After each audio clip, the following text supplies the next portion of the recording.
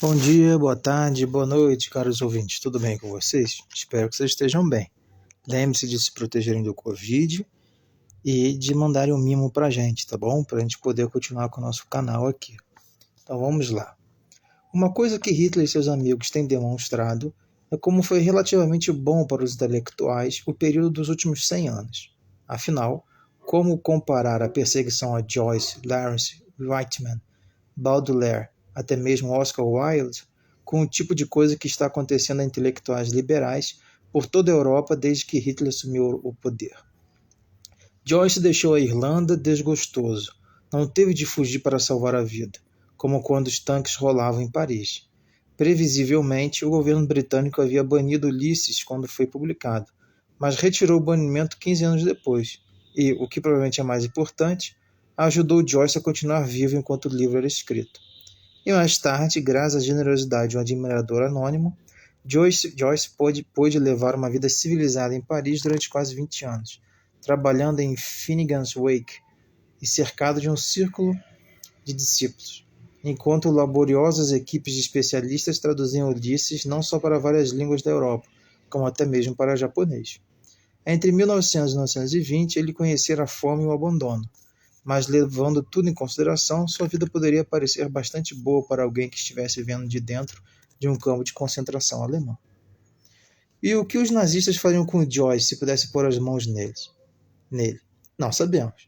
Poderiam até mesmo se esforçar para ganhar sua simpatia e acrescentá-lo ao seu pacote de homens da literatura convertidos, entre aspas. Mas Joyce deve ter visto que eles não só tinham desintegrado a sociedade a qual estava acostumado, mas também eram os inimigos mortais de tudo que ele mais valorizava.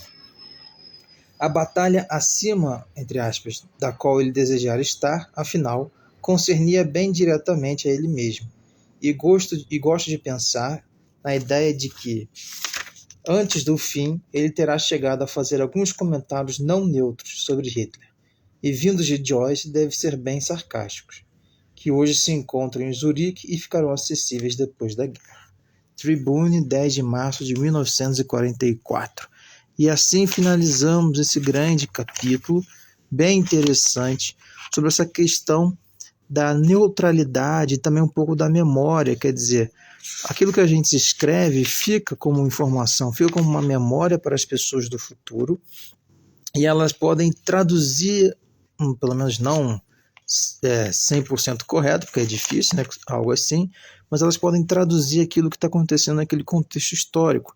Então ele usou o Joyce como um exemplo, né? O Joyce nunca se preocupou muito com política, mas uma hora ele teve que tomar uma posição, ele teve que fazer alguma coisa, porque o fascismo era pior do que a estupidez.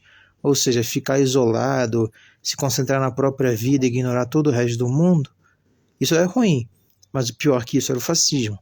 Então, quer dizer, até um cara neutro como Joyce acabaria tendo que tomar um posicionamento para tentar conter o fascismo, né? Ou seja, no caso, depois, ele provavelmente deve ter escrito livros criticando o fascismo e criticando Hitler.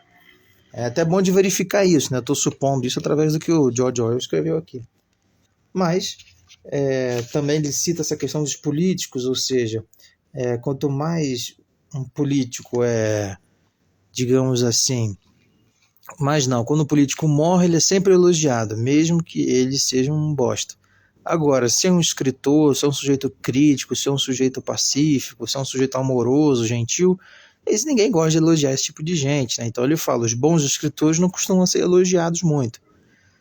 É claro que ele não está falando de caras ruins que não são elogiados por serem ruins, ele está falando de pessoas como, por exemplo, o Joyce, que por ser neutro e ser, digamos, um bom escritor, ele foi ignorado, porque ele não estava puxando o saco de ninguém. Outro ponto interessante que ele traz aqui é a questão da escrita da vivência, ou seja, um sujeito ele pode escrever sobre a vida no campo, mas fica artificial se ele não tiver tido a experiência no campo. Porque quem teve aquela experiência no campo parece não, né? Muito provavelmente sabe detalhar aquele contexto, aquelas experiências, aquelas sensações de uma maneira muito mais realista. Isso também é bem interessante, ou seja, você tem que vivenciar algo para poder escrever sobre. Então o que vocês acham, pessoal? Não deixem de comentar, compartilhar e curtir, tá bom? Um grande abraço e tudo de bom para vocês.